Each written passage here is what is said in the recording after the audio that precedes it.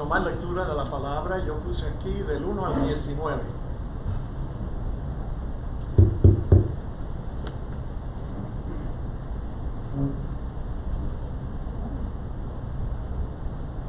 Buenos días, hermanos. Continuando con nuestro estudio por el libro de Hebreos, nos encontramos en el último capítulo número 13. Permanezca el amor fraternal. No os olvidéis de la hospitalidad, porque por ella algunos, sin saberlo, hospedaron ángeles.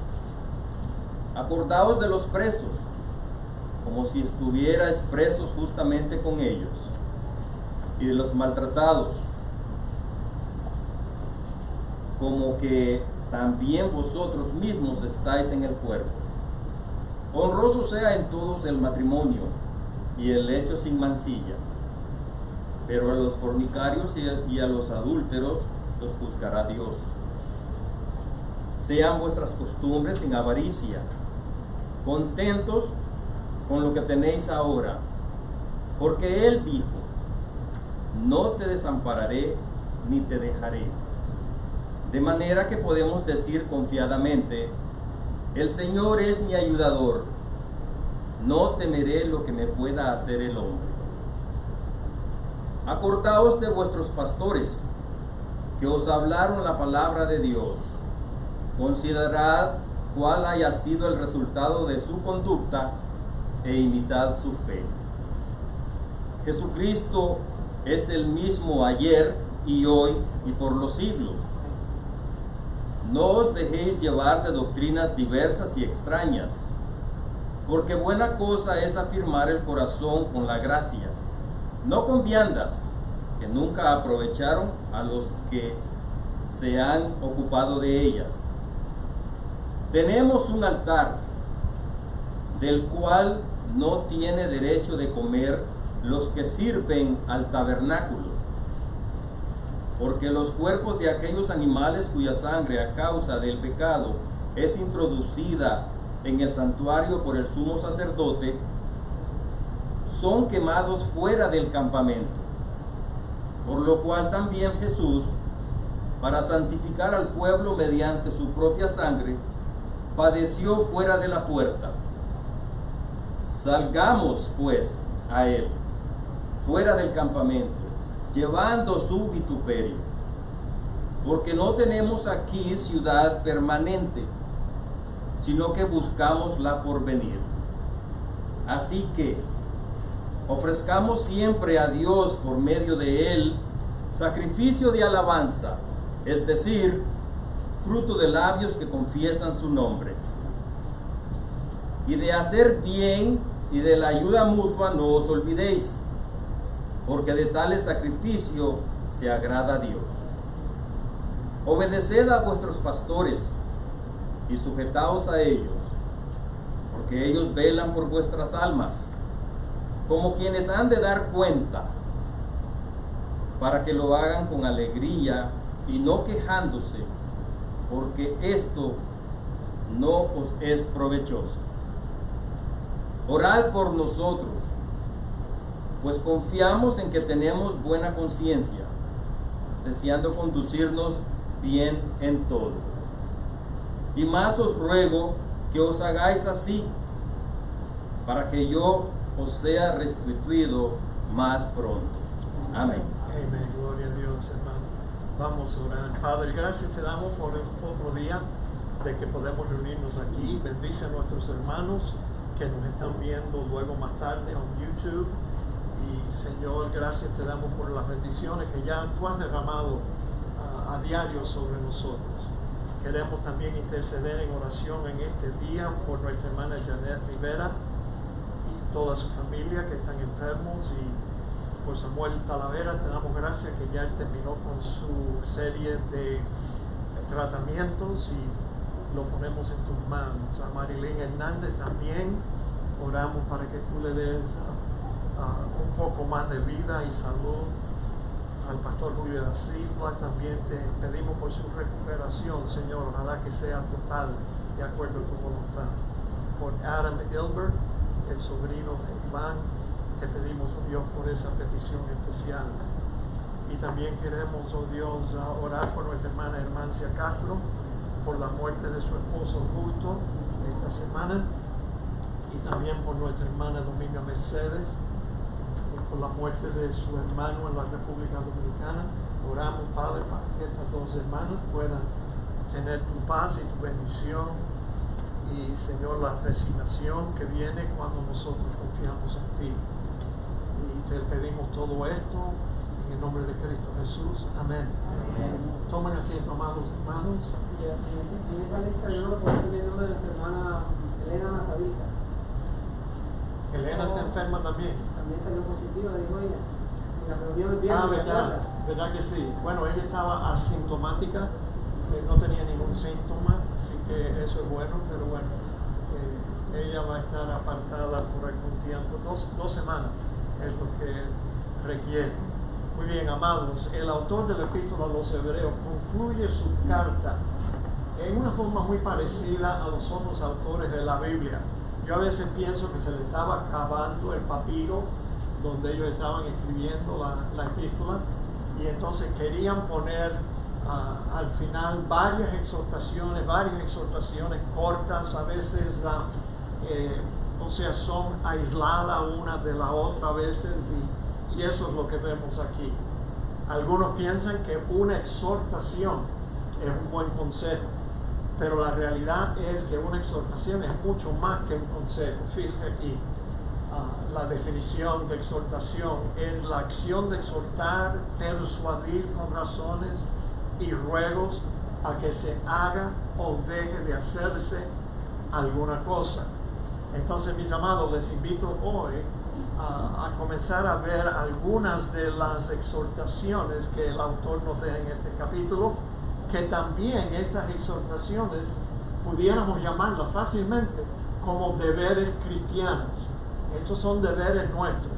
Y la primera, se nos exhorta a que permanezca el amor fraternal. Hebreos 13:1 dice: permanezca el amor fraternal.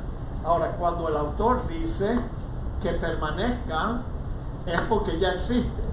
El amor fraternal es algo que pudiéramos decir que es algo natural, es algo casi automático, porque aquí el autor se está refiriendo al amor entre hermanos, y en referencia al amor que debe existir entre hermanos de la fe, más específicamente. Él está hablando del amor fraternal que todos sentimos cuando nos convertimos y comenzamos a conocer a otros creyentes que fueron salvos igual que nosotros, y entonces nos sentimos bien cuando nos reunimos con ellos y queremos llegar a conocer las experiencias que ellos tuvieron en el Señor. A mí me encanta oír los testimonios de la gente, los testimonios de salvación, porque nos identificamos. Todos son diferentes, diferentes experiencias de la vida, pero todos llegamos al punto en que tuvimos el deseo que Dios nos dio de aceptar a Cristo, y de esa forma todos fuimos salvos por gracia, por medio de la fe, y no por ninguna obra buena que nosotros hubiéramos hecho. Ahora, yo sé que ustedes saben que cuando hablamos del amor fraternal, del amor entre hermanos, y yo creo que este es un tema que se encuentra por todo el Nuevo Testamento, en varios versículos. Les invito hoy a ver algunos. En Juan capítulo 13, versículo 34-35 dice: un mandamiento nuevo os doy, que os améis unos a otros, como yo os he amado, que también os améis unos a otros. Así que estamos viendo aquí un mandamiento. No hay opción a esto, amados. En esto conocerán todos que sois mis discípulos, si tuviereis amor los unos con los otros. O sea, con esta clase de amor fraternal demostramos que somos verdaderos discípulos de Cristo. Fíjate si es importante el amor fraternal. Yo sé que es un tema del cual en muchos mensajes tenemos que tocar acerca del amor que Dios demanda de nosotros, pero es tan importante porque así demostramos cómo de que somos, mejor dicho, de que somos discípulos de Cristo. Noten este otro pasaje. Hermanos, no os escribo un mandamiento nuevo, sino el mandamiento antiguo que habéis tenido desde el principio. Este mandamiento antiguo es la palabra que habéis oído desde el principio. No sé si aquí el apóstol se estaba refiriendo desde el principio que fueron salvos, o desde el principio, porque este es un mandamiento que se encontraba también en el antiguo pacto, en el Antiguo Testamento. Amar a Dios sobre todas las cosas y a tu prójimo como a ti mismo. Entonces este no era realmente un mandamiento nuevo, sino muy antiguo. Pero bueno, dice, sin embargo, os escribo un mandamiento nuevo. Mandamiento nuevo porque quizás no se lo había mencionado antes a este grupo de cristianos al cual él se estaba dirigiendo. Sin embargo, os escribo un mandamiento nuevo que es verdadero en él y en vosotros, porque las tinieblas van pasando y la luz verdadera ya alumbra. El que dice que está en la luz y aborrece a su hermano está todavía en tinieblas. Ahora, el apóstol Juan tenía una forma muy clara y directa de decir lo que él quería decir. Cuando él dice aquí que si alguno aborrece a su hermano todavía está en tinieblas, lo que Juan estaba diciendo es que ese es un cristiano de nombre solamente que no ha sido salvo de verdad. Porque vuelvo y repito, el amor fraternal entre hermanos es automático, casi. Es natural. Es la cosa más sencilla, es la cosa más hermosa, yo diría. Hermosa. ¿Se acuerda usted cuando usted se convirtió al principio? Cada vez que usted iba a la iglesia por primera vez, esos hermanos, tú sabes, te amaban a ti y tú querías amarlos a ellos y querías conocerlos a ellos y ellos querían conocerte a ti. El que ama a su hermano, dice Juan aquí en el versículo 10, permanece en la luz y en él no hay tropiezo. Pero el que aborrece a su hermano está en tinieblas y anda en tinieblas y no sabe a dónde va, porque las tinieblas le han cegado sus ojos, los ojos. Entonces se dan cuenta, mis amados, el amor fraternal es un regalo que Dios nos hace en la salvación. Yo creo que Dios sabía que cuando nos convertimos muchas veces perdemos nuestras buenas amistades que quizás teníamos antes, perdemos hasta algunos de nuestros familiares que ya no quieren tener trato con nosotros o nos mantienen ahí alejitos. Entonces, por ese lado, sufrimos pérdida. Pero luego llegamos a la iglesia y nos damos cuenta que Dios reemplaza el amor de la gente que nos rechazaba, lo ha reemplazado con el amor de los hermanos, que lo demuestran, y es un amor sincero, un amor puro, es un amor lindo, es algo grande. Ahora, yo regañé a los hermanos que están escuchando los mensajes por YouTube, me acuerdo, hace unas 2 o 3 semanas. Entonces, es difícil mostrar amor por los hermanos, ¿verdad? Si usted se está quedando en su casa escuchando al pastor en un mensaje de YouTube, ¿cómo le va a demostrar amor a los hermanos? No, mis amados hermanos, para poder permanecer en este amor, para poder fomentar ese amor, la iglesia tiene que estar reunida. Caramba, y parece que el enemigo de nuestras almas, que lo que quiere es separarnos, que cada uno esté en su casa y que el pastor predique. Queremos que el pastor predique, porque luego queremos ver su mensaje en YouTube. Y bueno, si el pastor se vuelve a enfermar, que se fastidie. Él tiene que predicar, para eso le pagamos. Y entonces, mis amados, bueno, es un regalo de Dios. En esto se manifiestan los hijos de Dios y los hijos del diablo. Todo aquel que no hace justicia y que no ama a su hermano no es de Dios. Ram pam pam. Punto y aparte. El que no ama a su hermano no es de Dios. Y cuando habla de amar a nuestros hermanos, está hablando de todos. Porque este es el mensaje que habéis oído desde el principio. Quizás desde el principio que ellos se convirtieron. Que nos amemos unos a otros. Pero no como Caín, que era del maligno. Era un hijo del diablo. Y mató a su hermano. ¿Y por qué causa le mató? Le mató por envidia. Caín envidiaba a su hermano, porque las obras de Caín eran malas y las de su hermano eran justas, eran buenas. Hermanos míos, no os extrañéis si el mundo os aborrece. Nosotros sabemos que hemos pasado de muerte a vida en que amamos a los hermanos. Es algo que nos confirma a nosotros. Bueno, la verdad que el día que yo acepté a Cristo como mi Salvador, eso no fue una emoción, sino algo que cambió el rumbo de mi alma por toda la eternidad. Y yo sé que yo soy salvo porque ahora yo amo a todas estas personas que apenas he llegado a conocer. Y eso le confirma a un nuevo cristiano de que él se ha convertido genuinamente y es un hijo de Dios. El que no ama a su hermano, de nuevo, fíjense cuántas veces lo dice.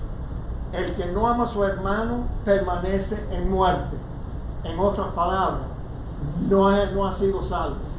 No ha sido salvo. ¿Y sabe qué? En las iglesias, lamentablemente que lo tenga que decir, a veces hay personas que son odiosas y no aman a nadie, sino solo a ellos mismos.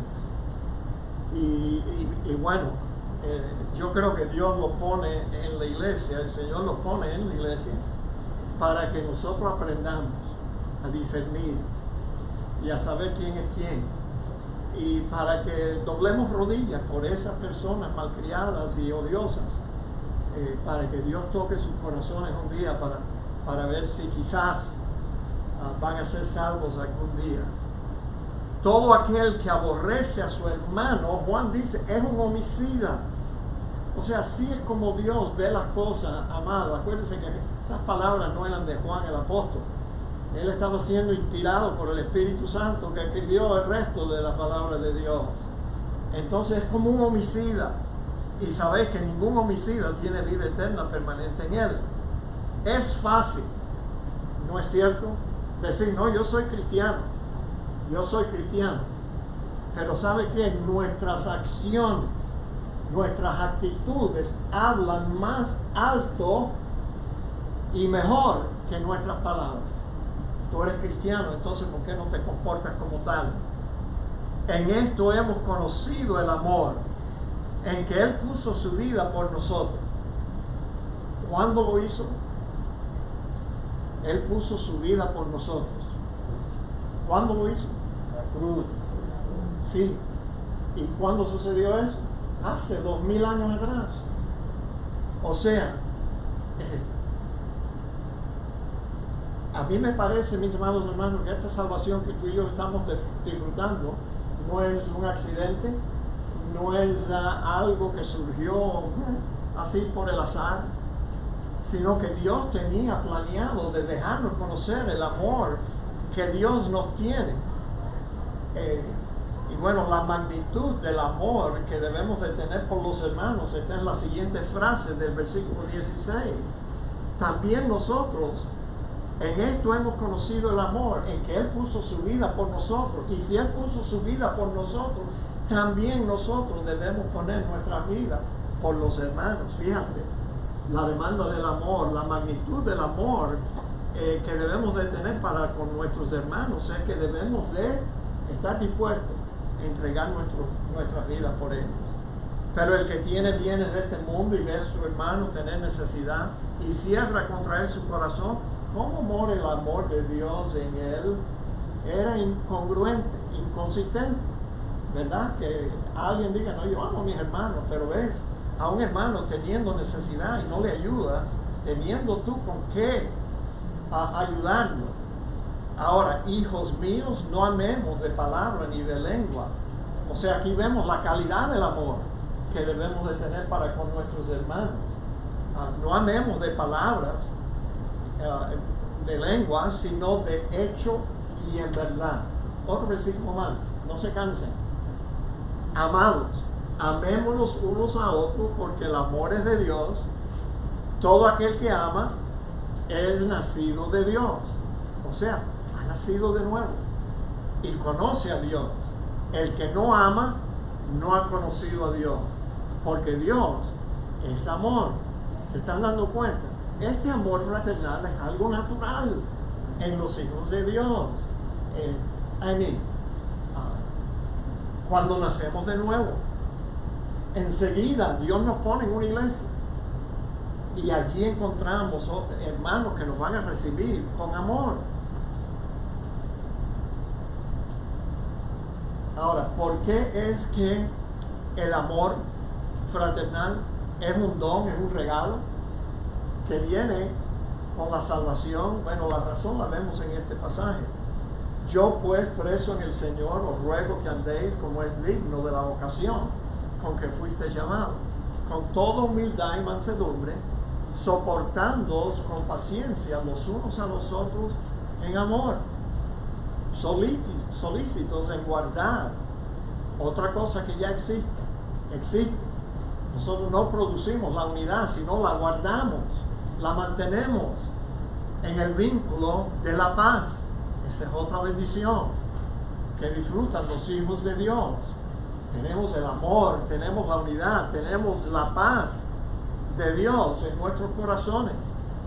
Un cuerpo, un espíritu, tenemos tantas cosas en común, como fuisteis también llamados en una misma esperanza de vuestra vocación.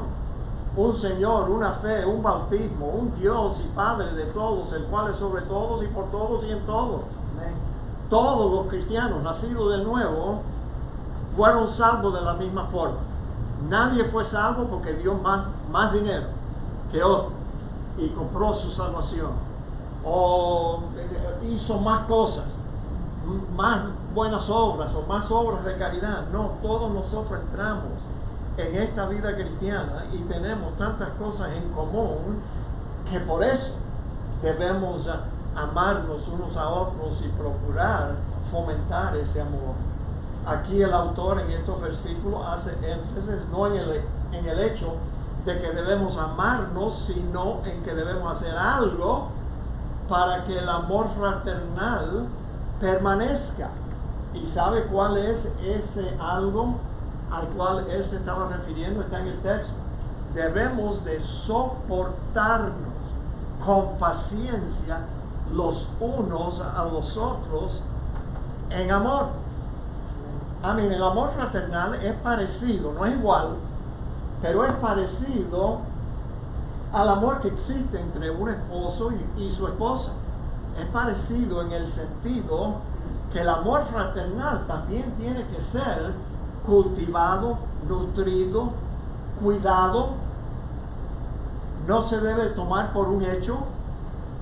Tenemos que hacer muchas cosas para preservarlo. Hace poco escuché una queja de una esposa que dijo que ella pensaba que ya su esposo no la amaba más y está distanciándose de ella. Y la razón era de que ella dice que el esposo llega a la casa de trabajo y él besa a su hijo y a su hijita y a la esposa está en la cocina cocinando y él ni le da un abrazo a ella, un beso, ni siquiera pasa por allí. Entonces no está fomentando el amor, no está cultivando el amor. Un matrimonio así, oye, está en peligro de un día deshacerse por completo, porque no hay, no están cultivando, nutriendo el amor que ya una vez existió en esa pareja. Y sobre todo, díganme, hermanas, amén. Sí, los esposos somos los más paticecos y no somos expresivos y no somos tan cariñosos a veces, a menos que queramos algo, que la esposa nos ayude a abrochar, como yo tuve que pedir arriba, no sé cómo hacer. Ayúdame, a veces se me engancha también el micrófono y tengo que llamar a Rita, ayúdame. Pero bueno, mis amados hermanos, Rita y yo vivimos enamorados, ¿verdad, mi amor? Dije sí. Okay. Perfecto. Gracias, yo te pago luego. Y sobre todo, dice el apóstol Juan, debemos amar a los hermanos no de palabra ni de lengua, sino en hechos y en verdad. El amor fraternal debe ser igual que el amor que Pablo describe en 1 Corintios capítulo 13. Perdónenme, yo sé que usted ha leído este versículo 20 veces. Hoy yo voy a obligarle a que usted lo lea de nuevo, porque yo creo que se nos olvida lo que el verdadero amor de Dios es, y el amor que Dios requiere que nosotros amemos no solamente a nuestras esposas, pero a nuestros hermanos.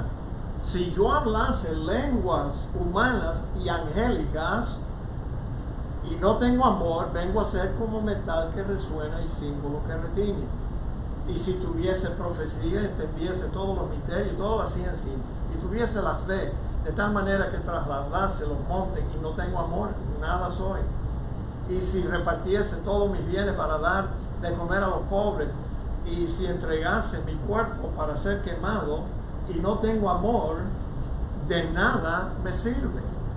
El amor es sufrido, benigno, el amor no tiene envidia, el amor no es jactancioso, no se envanece, no hace nada, escuchen esto, no hace nada indebido, no busca lo suyo, no se irrita, no guarda rencor, hermanas, no guarda rencor, dice aquí la Biblia, no se goza de la injusticia, mas se goza de la verdad.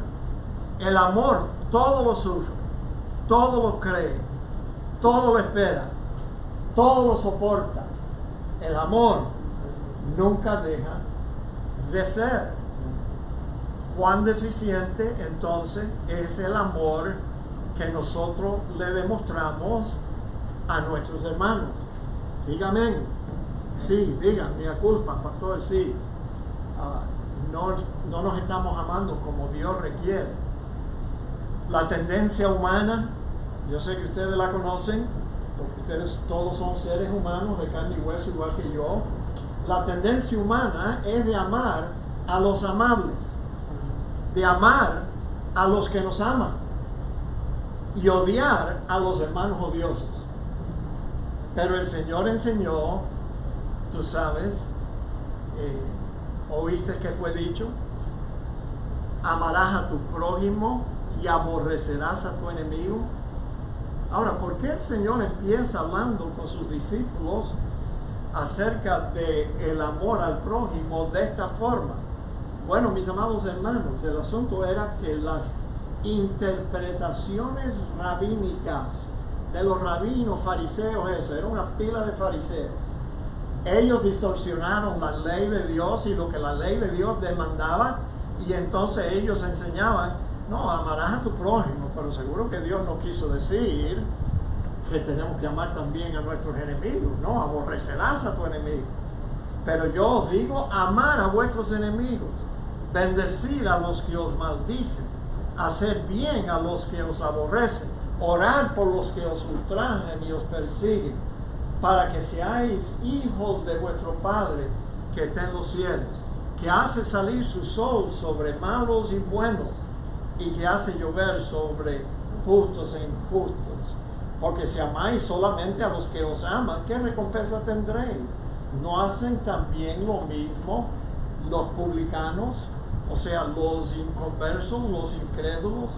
Y si saludáis a vuestros hermanos solamente, ¿qué hacéis de más? ¿No hacen también así los gentiles, de nuevo, los inconversos? Entonces es por eso que Dios demanda de nosotros que tenemos que amar aún a nuestros enemigos. Ahora, ¿sabe que en el ministerio uno aprende muchas cosas? Te digo la verdad.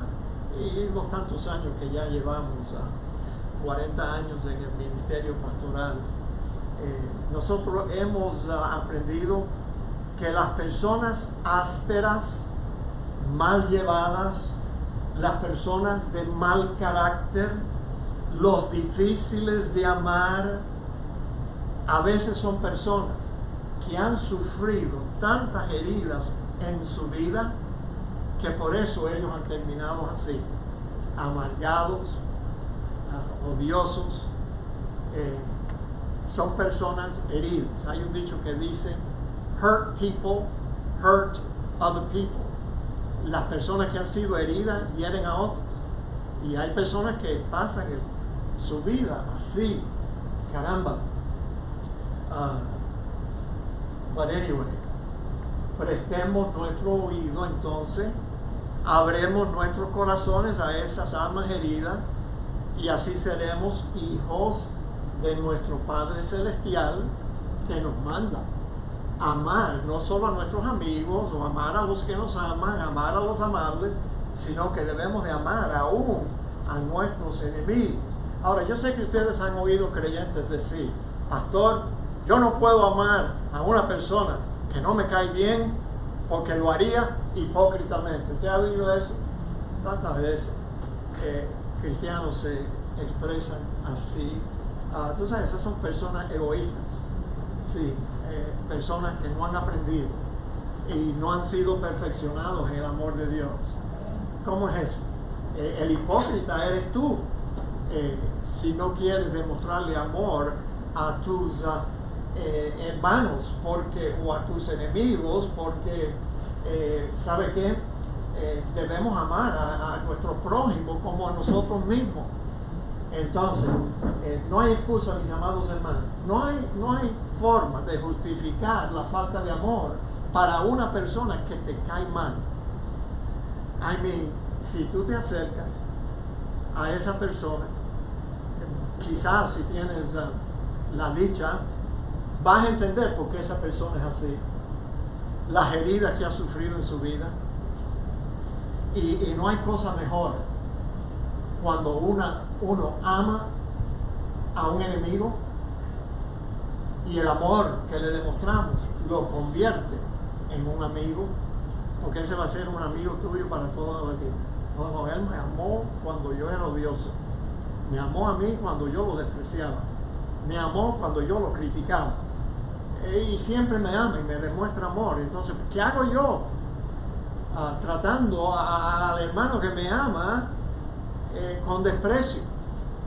No, mis amados hermanos, tenemos que ganar a nuestros enemigos igual que Dios nos ganó a nosotros. Acuérdense, ninguno de nosotros era un amigo de Dios cuando Él nos llamó para que viniéramos a Cristo y fuéramos salvos. Otro versículo más.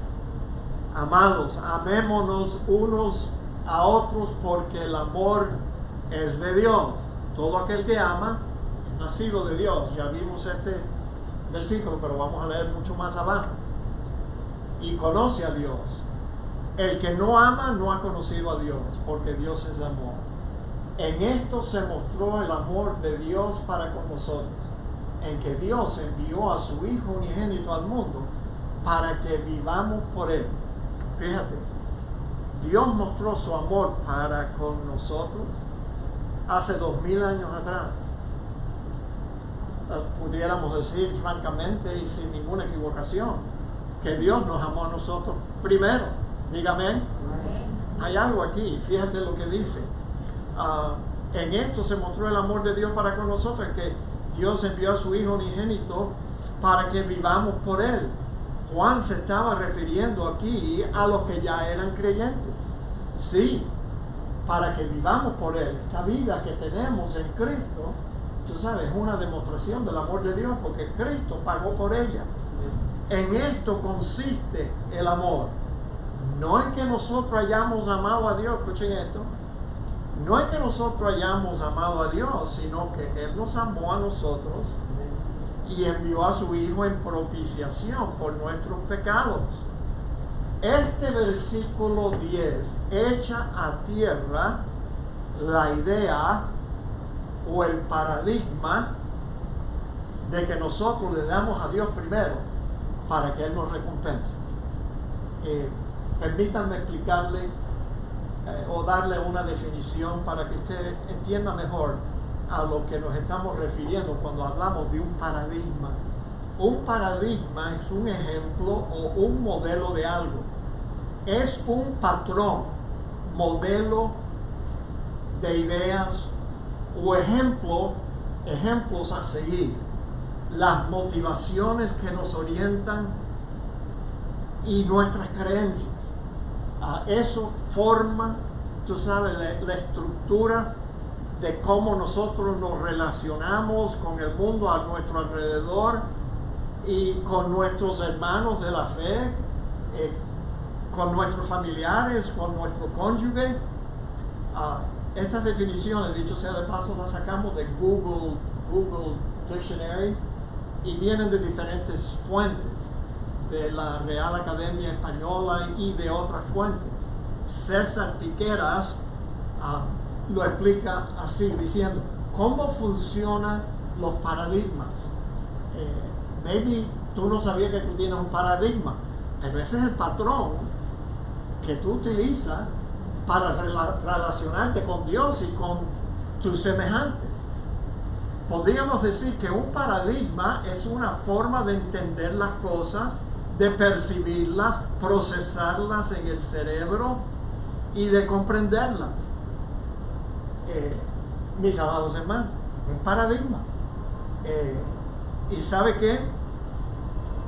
En la iglesia tú vas a encontrar cristianos que parece que tienen dos diferentes patrones, dos paradigmas. No todo el mundo está en la misma página de la Escritura, mis amados hermanos. Funcionamos y creemos diferente. Tenemos el mismo Dios, la misma salvación, el mismo Señor, pero estamos funcionando bajo reglas diferentes. Por ejemplo, uno de los paradigmas que yo diría que es el más deficiente, equivocado, es el paradigma que dice, yo tengo que hacer algo primero para que Dios me recompense. Ese es un paradigma. Y hay cristianos que viven bajo ese plan, esa estructura. Yo le doy a Dios primero para que Dios me recompense. El otro paradigma dice, no, sino que yo respondo a lo que Dios ya hizo en mí. ¿Se dan cuenta? Diferentes formas de ver a Dios y de ver nuestra relación con Dios. Déjenme darle algunos ejemplos. Yo le entrego a Dios mi libre albedrío y Dios me responde salvándome. Ese es un paradigma. ¿Ya? Yo le estoy dando a Dios mi libertad. Cuando creo en Él, entonces yo le doy a Dios primero mi libre albedrío y Dios me salva. Y entonces el otro paradigma dice, yo creo lo que Dios dice de mí, que yo no era libre cuando conocí a Cristo. Yo era un esclavo del pecado y de la muerte. No era libre. Yo no le entregué a Dios mi libertad, le entregué mi esclavitud, mis cadenas. Fue lo que yo le entregué. Regresando al paradigma equivocado, que dice, mi salvación comenzó por algo que yo solito hice. Yo lo hice. Mi salvación comenzó conmigo. Bueno, el otro paradigma de otro cristiano dice, Dios fue el que inició la salvación en mí. Ya. Porque entendemos, hermanos, las páginas de la Escritura nos enseñan que Dios nos escogió antes de la fundación del mundo para que fuéramos adoptados hijos suyos. Nos predestinó también antes de que el mundo fuera creado para que también fuéramos hijos suyos, santos y amados. Nos aceptó en el amado. Entonces Dios fue el que inició en nosotros la salvación, pero no todo el mundo está en ese paradigma, sino que la mayoría de los cristianos están en el paradigma que ya mencioné, que dice, mi salvación comenzó por algo que yo hice. Yo le doy a Dios primero y luego Él me recompensa. Ese paradigma equivocado también tú lo vas a encontrar en cristianos que piensan: yo procuro la santidad porque yo quiero ir al cielo y yo quiero ver a Dios. El otro paradigma dice: Dios dice que ya yo he sido santificado. Dios me llama a mí un santo. Ya yo soy un santo. A los ojos de Dios yo soy un santo. Entonces, mis amados, son dos formas de ver las cosas, dos paradigmas, dos diferentes reglas, dos modelos. Hay algunos que dicen, el paradigma equivocado dice: yo amo a Dios para que Él me responda con su amor. Yo lo amo a Él porque yo quiero que Dios me ame a mí. Pero ¿qué es lo que estamos leyendo en este pasaje? Dios nos amó a nosotros primero. Entonces, ¿qué es eso? Es un paradigma equivocado. Pensar que tú le tienes que dar a Dios tu amor para que Él te ame a ti para atrás. Equivocado totalmente. Ahora, el paradigma equivocado dice: yo procuro serle fiel para que Él esté a mi lado. ¿Sí? Ahora, eso puede sonar lógico en tu oído. Yo procuro serle fiel a Dios porque yo quiero que Él esté a mi lado. Pero cuando leemos las Escrituras, ¿tú sabes lo que la Escritura dice? Dios está en mí. Él no está a mi lado, Él está dentro de mí. Y eso es lo que me motiva a serle fiel. Su Espíritu que está dentro de mí. El paradigma equivocado dice: yo te pido para que tú me bendigas dándome lo que yo te pido. Pero ¿qué dice la Escritura? La Escritura dice que ya Dios nos ha bendecido con toda bendición espiritual en los lugares celestes. Así que, ¿qué es eso? ¿Qué tú esperas recibir de Dios más de lo que ya Él te ha dado? Si te da algo más de la salvación, considéralo eso como la crema on top of the cake. Esa es la crema. Mis hermanos, Dios no nos tiene que dar a nosotros nada. La última vez que yo dije eso aquí en esta iglesia, una hermana se paró, se puso bien brava conmigo. No había máscaras en aquel entonces, estaba riñando los dientes y me agarró allá afuera y me dijo: así que usted dice, ¿no cree que yo debo pedirle a Dios que Él me prospere mi negocio? Yo no dije eso. Yo dije que Dios no nos debe a nosotros nada. Nosotros somos deudores de Dios. Él no nos debe a nosotros nada. El paradigma equivocado dice: yo le sirvo para que tú me sirvas a mí. O sea, yo quiero un Dios que me sirva, que me responda. Pero ¿qué dice la Biblia? La Biblia dice que debemos de servir a Dios por una sola cosa: gratitud. That's it. Lo vamos a ver en este capítulo.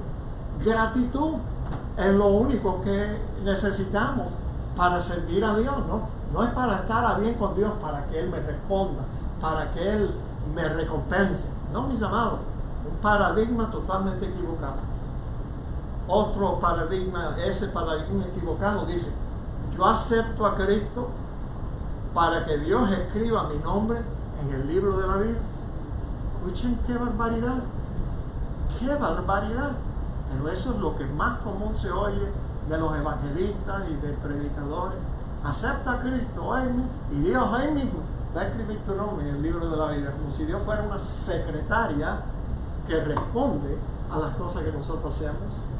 Mis amados hermanos, ¿saben lo que dice la Biblia en el libro de Apocalipsis? Léelo por allí, son solo 22 capítulos, lee.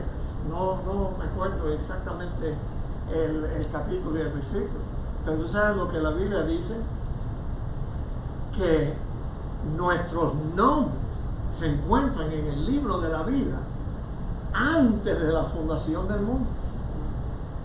Los moradores de la tierra son los que van a adorar al anticristo, pero no los que tienen sus nombres escritos desde la fundación del mundo en el libro de la vida. Así que, por favor, qué paradigma más equivocado. Acepta a Cristo y Dios va a escribir tu nombre ese mismo día ahí en el libro de la vida. No, I am sorry, excuse me. pero las cosas no es así. Entonces, mis amados, lo que yo le estoy tratando de lograr en ustedes, exhortándolos, para que ustedes cambien el paradigma y dejen que la palabra de Dios te dé las reglas, la estructura de tu forma de relacionarte con Dios y con tus semejantes.